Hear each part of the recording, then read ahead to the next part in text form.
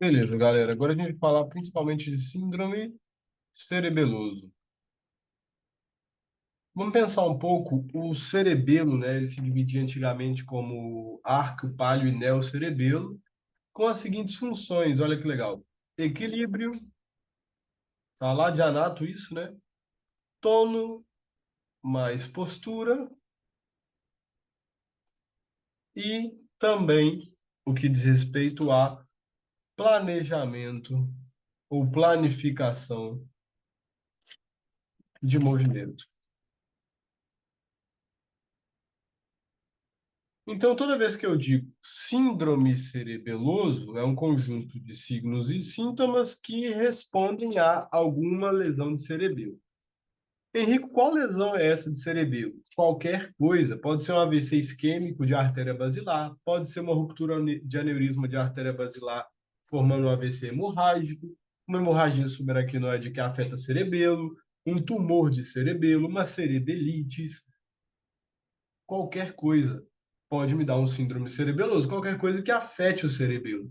Mas o interessante é que tem manifestações clínicas próprias que me falam bastante disso daqui, ó.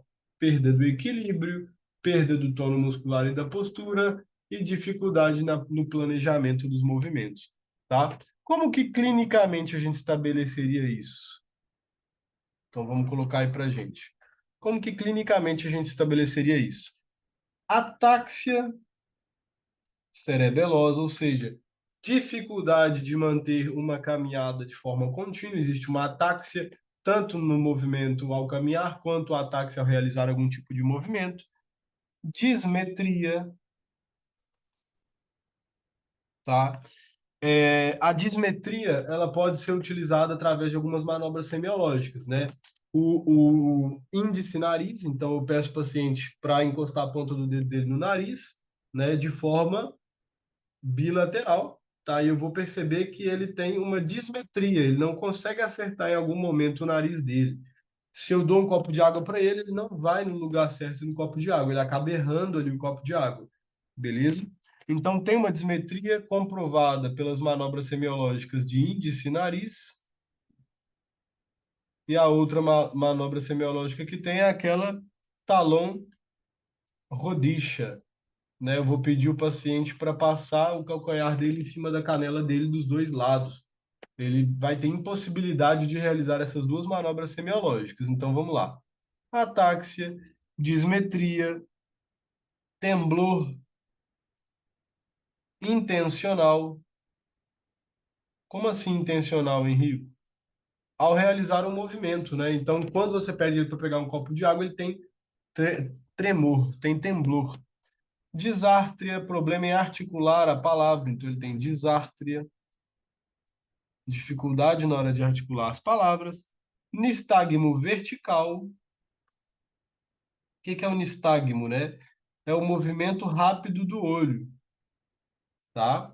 Quando eu excito o olho, né? Eu peço ele para olhar de forma que o meu dedo vai ter um nistagmo, o movimento rápido ocular. Só que o nistagmo cerebeloso geralmente ele não é horizontal, ele é vertical. E isso me dá o diagnóstico de forma bem interessante de um síndrome cerebeloso, tá? E o paciente pode apresentar também o Humberg,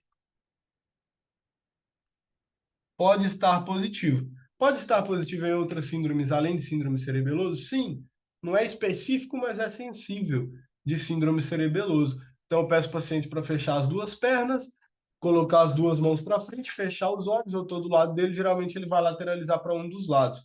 Isso também pode ser positivo em patologias vestibulo-cocleares, tá? Mas também é sensível aí para síndrome cerebeloso e pode ser positivo.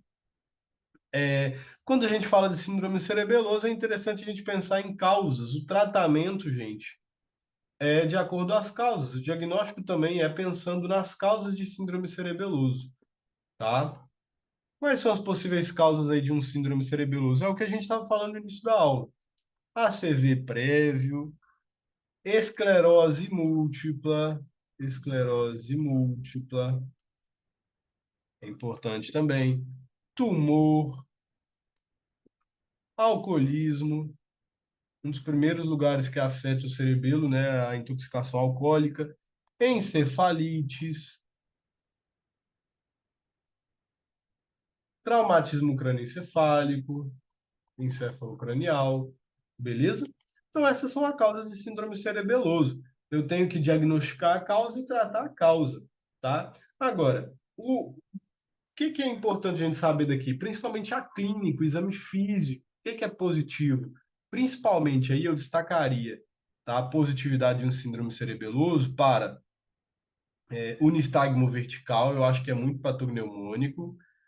A dismetria também é muito patognomônica. A atáxia também cerebelosa é muito característica. Beleza?